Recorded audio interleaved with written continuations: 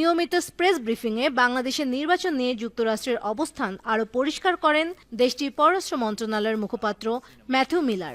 মার্কিন সরকার বাংলাদেশের একটি অবাধ ও সুষ্ঠু নির্বাচনের পরিবেশের সম্ভাবনাকে কিভাবে মূল্যায়ন করে? সারা বিশ্ব থেকে শেখ হাসিনার জন্য খারাপ খবর আসছে। Imposed targeted sanctions against Sheikh Hasina, members of the Rapid Action. United Nations এরপরে শেখ হাসিনা অধীনে নির্বাচন গ্রহণ করবে? পাগল না হলে আপনি এটা বিশ্বাস করবেন না। যুক্তরাষ্ট্র, ইউরোপিয়ান ইউনিয়ন, ইউনাইটেড নেশনস উনি সরাসরি বলছেন বাংলাদেশের শেখ হাসিনা এবং তার রেজিমের উপরে গণতন্ত্র হত্যা, বিরোধী দলকে নিশ্চিহ্ন করার এক ধরনের পলিটিক্যাল এথনিক ক্লিনজিং চলছে বাংলাদেশে। এখনো একাট্টা হয়ে আছেন যে তারা নির্বাচন করতে দিবেন না অথবা এই নির্বাচন হতে দিবে না। আবার এই যে হতে দিবে না বা করতে দিবে না শব্দটাকে প্রয়োগ করে ওবায়দুল কাদের সাহেব আবার আমেরিকার দৃষ্টিভঙ্গি আকর্ষণ করেছেন যে এদেরকে ভিসা নিষেধাজ্ঞা আমেরিকা দিবে কিনা। দর্শক, এই যখন সিচুয়েশন। হ্যালো, আসসালামু আলাইকুম সম্মানিত দর্শক শ্রোতা মণ্ডলী, আশা করছি আপনারা অনেক অনেক ভালো আছেন। তো দেশ এবং প্রবাস থেকে আপনারা যারা আজকে ভিডিওটি দেখছেন, আশা করছি আজকের ভিডিওটি ধৈর্য সহকারে মনোযোগ সহকারে দেখবেন। তো আজকের ভিডিওটি দ্বাদশ জাতীয় নির্বাচন নিয়ে গুরুত্বপূর্ণ আলোচনা করা হয়েছে। চলুন আমরা ভিডিও স্ক্রিনে চলে যাই, তারপরে বিস্তারিত আলোচনা করবো এই সম্পর্কে।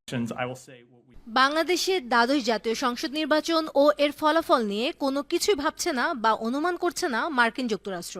বাইডেন প্রশাসন বলছে তাদের চাওয়া বাংলাদেশে একটি অবাধ ও সুষ্ঠু নির্বাচন অনুষ্ঠিত হোক। যুক্তরাষ্ট্রের এই চাওয়াটা বাংলাদেশের জনগণও চায়। বর্তমানে জাতীয় সংসদ নির্বাচনের তোড়জোড় চলছে। এরই মধ্যে প্রার্থীদের বাছাই সম্পন্ন করেছে আওয়ামী লীগ সহ বিভিন্ন দল। আসছে 7 জানুয়ারি অনুষ্ঠিত হতে যাচ্ছে এই নির্বাচন। মার্কিন যুক্তরাষ্ট্রের ডিপার্টমেন্ট অফ স্টেটসের নিয়মিত প্রেস ব্রিফিংয়ে বাংলাদেশের নির্বাচন নিয়ে যুক্তরাষ্ট্রের অবস্থান আরও পরিষ্কার করেন দেশটির পররাষ্ট্র মন্ত্রণালয়ের মুখপাত্র ম্যাথিউ মিলার।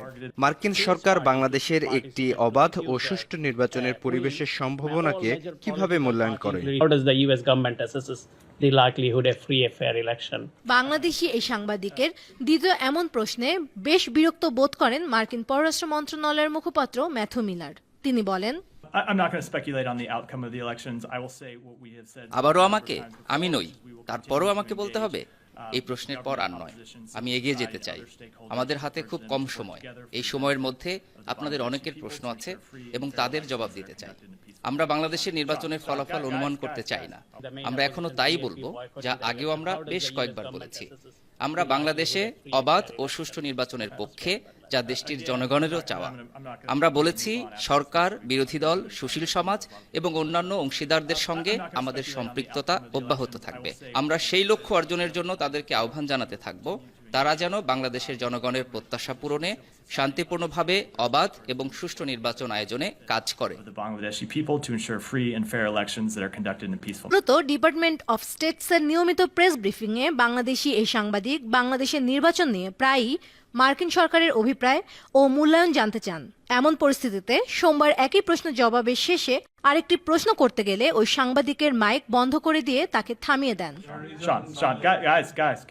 সারা বিশ্ব থেকে শেখ হাসিনার জন্য খারাপ খবর আসছে। Imposed targeted sanctions against Sheikh Hasina, members of the Rapid Action. United Nations এরপরে শেখ হাসিনা অধীনে নির্বাচন গ্রহণ করবে? পাগল না হলে আপনি এটা বিশ্বাস করবেন না। যুক্তরাষ্ট্র, ইউরোপিয়ান ইউনিয়ন, ইউনাইটেড নেশনস উনি সরাসরি বলছেন বাংলাদেশের শেখ হাসিনা এবং তার রেজিমের উপরে গণতন্ত্র হত্যা, বিরোধী দলকে নিশ্চিহ্ন করার এক ধরনের পলিটিক্যাল এথনিক ক্লিনজিং চলছে বাংলাদেশে। এই বিষয়টা নিয়েই কিন্তু আপনার উনি একটা মোশন আনছেন। Notices of motions means it got to be discussed in the parliament. That's what it is mean. এটা কোনো বিল না, স্যাংশনের জন্য, অর্থাৎ নিষেধাজ্ঞা দেওয়ার জন্য শেখ হাসিনা এবং তার রেজিমের জন্য। এবং she laid out almost everything what is happening in Bangladesh, ladies and gentleman. It's a very significant news. এটা দ্বারা এটাই কনফার্ম হচ্ছে আমরা যে সারা বিশ্ব থেকে শেখ হাসিনার জন্য খারাপ খবর আসছে। এজন্য আমি বলছি না, don't lose your hope. International community they are watching very closely because Russian এবং ইউক্রেন ওয়ার থেকে democratic country, particularly western country যারা আছেন, উনি নিয়ে আসছেন। প্রথমেই অস্ট্রেলিয়ান এই সেনেটরকে অন্তঃস্থল থেকে ধন্যবাদ। সারা বাংলাদেশের ডেমোক্রেটিক আপনার মানুষ যারা আছেন তাদের পক্ষ থেকে আপনাকে ধন্যবাদ দেই যে আপনি অন্তকে বাংলাদেশের মানুষের কথা বিবেচনা করে এই আপনার মোশনটা আপনি নিয়েছেন। Motion it got to be discussed in the Australian parliament because she is a senator and a very powerful and temporary chair of this committee. So এটা একটা গুড নিউজ কিন্তু বাংলাদেশের মানুষের জন্য এবং গণতন্ত্রের জন্য, ladies and gentleman, undoubtedly I can tell you that. So আমরা এবং এখানে উনি বেগম খালেদা জিয়া এবং বিরোধী দলকে যে নিশ্চিহ্ন করা হচ্ছে তার, আমি আবার বলি আজকে একটা এই কথাটা আমি বলতে চাই যে সারা বিশ্বে কিন্তু শেখ হাসিনার বিরুদ্ধে একটা বলয় তৈরি হয়েছে। আজকেও জাতিসংঘ বলছে পার্টিসিপেটরি ইলেকশন যদি না হয় they are not going to accept it, এবং in fact they wouldn't accept this election, এবং as a result what's going to happen, we have to have a re-election undoubtedly. United Nations এরপরে শেখ হাসিনা অধীনে নির্বাচন গ্রহণ করবে? পাগল না হলে আপনি এটা বিশ্বাস করবেন না। They cannot, because they বলছে এটা পার্টিসিপেটরি ইলেকশন না। এতটা দল অংশগ্রহণ করার পরে তারা আজকে স্টেটমেন্ট দিয়েছেন it is not participatory. As a result, that this election wouldn't be accepted. এবং then what's going to happen? They have to do something. Could be a sanction. Could be, you know, এটাকে বাতিল করতে হবে, তারা কাজ করবে না। এবং ইউনাইটেড স্টেটস আপনার বাই গুগলের অবস্থা এখন কি হবে আমি বলি, ইউনাইটেড নেশনস তারা, ইউনাইটেড স্টেটস অফ আমেরিকা তারা তো এটাকে নিচ্ছে না ইলেকশনকে, সুতরাং এবং বাকি কাজ তারা যেগুলো করার করবেন প্রত্যেকটা দেশ। আমি আবার বলছি, বাংলাদেশের এই সরকার এবার এবং ভারতের যে অবস্থা, তাদের যে মেইন যে প্যাট্রন, অর্থাৎ যে আপনার বাংলাদেশের গণতন্ত্র হত্যাকারী হিসাবে অন্যতম যে রাষ্ট্র, বিদেশি রাষ্ট্র, তার নাম হচ্ছে ভারত। এবং তারা যেভাবে বর্তমানে নাস্তানুবোধ হচ্ছে, আপনারা জানেন যে তারা কানাডা এবং আমেরিকাতে তারা আপনার তাদের ভিন্ন মর্যাদা, তাদেরকে হত্যার আপনার ষড়যন্ত্রে লিপ্ত হয়েছে এবং তারা ধরা খেয়েছে। ইউনাইটেড অফ আমেরিকা তার একজনকে ধরেছে আপনার চেক রিপাবলিকে, যেখানে একজন ভারতীয় বংশোদ্ভূত শিখ মানুষকে হত্যার সাথে জড়িত ভারতের রং। সুতরাং it's not a good sign for India by the way. এবং এই আপনার এই বিষয়গুলোতে সুতরাং আমি এতটুকু মনে করি যে উনি আসলে কি বলেছেন, excellent points she pointed out in the parliament yesterday. I mean, 30th of November. Take a look at this video. I'm going to talk about that, ladies and gentlemen. Controversial election. Mr. President, I give notice that on the next sitting day, I'll move one that this House notes that A, according to the United States Institute of Peace, it has been over 15 years since Bangladesh had an election that was widely considered to be legitimate. Sheikh Hasina, the sitting Prime Minister, has resided over 2 rigged and controversial elections in Bangladesh in 2014 okay, so and 2018. I mean, point by point, I don't have to come back. উনি বলছেন Sheikh Hasina resided over 2 rigged elections. It means 18 এবং 14 ইলেকশনটাকে উনি rigged বলছেন। উনি বলছেন যে it was controversial এবং rigged election অর্থাৎ কি? অর্থাৎ ভোট ডাকাতির election. Move on. In favour of free and fair elections. B, the International Crisis Group, an independent non-profit organisation, extensively criticised the 2018 Bangladesh election for its lack of level playing field, political repression and crackdown on the opposition, calling into question its legitimacy and representative nature. Amnesty International, a leading human rights organisation, expressed serious concerns about the excessive use of force by security forces, arbitrary arrests and allegations of torture during the 2018 election period. And C, the imprisonment of the leadership of the Bangladesh Nationalist Party, the nation's opposition party, just 2 months before the scheduled election, crushes any semblance of a fair and participatory election in Bangladesh. In the last 3 weeks alone, over 10,000 pro-democracy activists have been unjustly jailed. This systematic... Okay, so this is well certified. Another good news for BNP, for example. উনি বলছেন যে tens of thousands of BNP activists কে বলছেন pro-democratic আপনার activists. Take a note. Pro-democratic activist হিসেবে উনি আখ্যায়িত করেছেন বর্তমানে যারা গণতন্ত্রের জন্য সংগ্রাম করেছেন। As a good news too, because উনি এদেরকে বলেন নাই যে অপোজিশন, উনি বলছেন ডাইরেক্টলি এরা গণতন্ত্রের পক্ষের শক্তি যারা বর্তমানে এই স্বৈরতন্ত্র এবং অথরিটারিয়ান গভর্নমেন্টের বিরুদ্ধে যুদ্ধে লিপ্ত, এবং তাদেরকে গ্রেপ্তার করেছেন এবং অবৈধভাবে মানে আইনের তোয়াক্কা না করে আপনার গ্রেপ্তার করে যাচ্ছেন। Take a look at one more. Repression robs voters of their democratic right to choose, severely tilting the electoral playing field in favour of the ruling party. 2, that this House calls on the Australian government to A, appeal to the Bangladeshi government to accept independent oversight by the United Nations or other reputable organisations of the upcoming national election. Such oversight is vital to ensure a fair and free electoral process devoid of unlawful practices and interference. B, advocate for the immediate release of all political prisoners, including the opposition leader Khalida Zia, who has been unjustly imprisoned and deprived of her rights. C, impose targeted sanctions against Sheikh Hasina, members of the Rapid Action Battalion and members of the detective branch for their ongoing failure to uphold human and democratic rights in Bangladesh. Okay, here we go. Do you see the similarities? Do you see the I mean যেটাকে আমরা বলি যে similarities between the United States government, তারা আজকে বলেছে মানবাধিকারের লঙ্ঘনে যুক্ত বাংলাদেশের মানে ফোর্সেস গুলা, এবং উনি বলেছেন কিছু ডিটেকটিভ ব্রাঞ্চ। লোক ডিটেকটিভ ব্রাঞ্চ মিন্স ডিবি, ঘুরে ফিরে মনিরুলের সেই ডিবি কিন্তু চলে আসছে মার্কেটে, এবং already Australian parliament knows, they know very well that আপনার বাংলাদেশের ডিটেকটিভ ব্রাঞ্চ বা ডিবি মানবাধিকার লঙ্ঘন এবং চরম মানবাধিকার লঙ্ঘনে খুন খারাপিতে তারা জড়িত। এটা কিন্তু তিনি বলেছেন। এবং উনি কিন্তু আরো একটা জিনিস বলেছেন যে টার্গেটেড স্যাংশন এগেইনস্ট এভরিওয়ান। এবং আপনি দেখেন আজকে যুক্তরাষ্ট্র কিন্তু একটা তার বলেছেন, ইউনাইটেড নেশনস বলেছেন, look what is coming from around the world.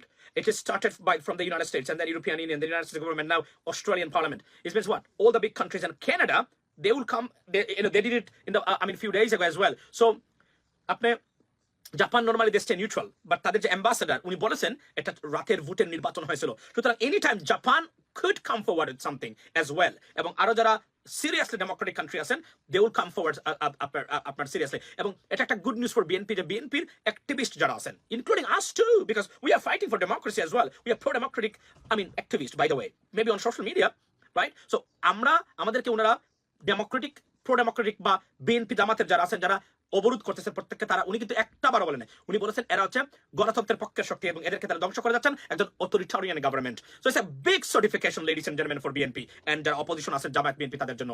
Australian parliament, she is a senator, right? এবং look, it's a motion of notices of motions means it got to be discussed in the parliament. It is a prerequisite আপনার element to discuss something in the parliament. It's called notice of motions, and she's a senator and temporary chair of this committee from the Green Party, and it has to be discussed in the Australian parliament. So it's a great news for, I mean, English বলেন ভালো লাগে, আচ্ছা thank you, আমি আরো মনে করছি অন্য জিনিস বলবেন। তো ইটস ভেরি নাইস এই খবরগুলো, এবং চতুর্দিক থেকে আসছে।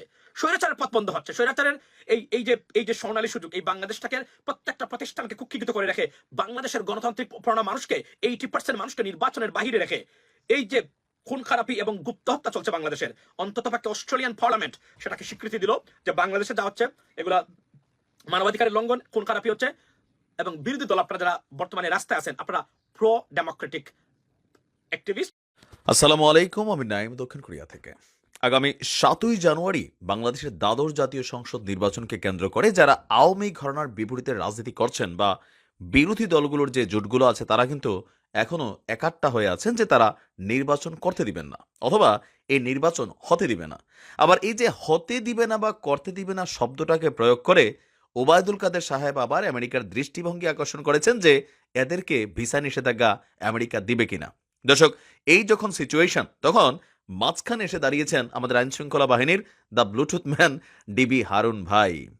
তিনি আপনার গতকালকে বক্তব্য দিয়েছেন, আর এই বক্তব্যের ফোকাস টার্গেটটা সম্ভবত আমাদের চরমোনাইয়ের যিনি পীর আছেন তিনি। কারণ গতকালকে আপনারা জানেন যে এই মুহূর্তে মাঠের রাজনীতিতে বিএনপি, জামায়াত এবং কি আওয়ামী লীগের পর মাঠের রাজনীতিতে কর্মী ভিত্তিক যদি আমরা কারোর অবস্থান খেয়াল করি, সেটা কিন্তু আপনার ইসলামী আন্দোলন বাংলাদেশ অথবা চরমোনাই পীরদের যে টিম আছেন হাত পাখা, তাদের কিন্তু অবস্থান খুবই শক্তিশালী।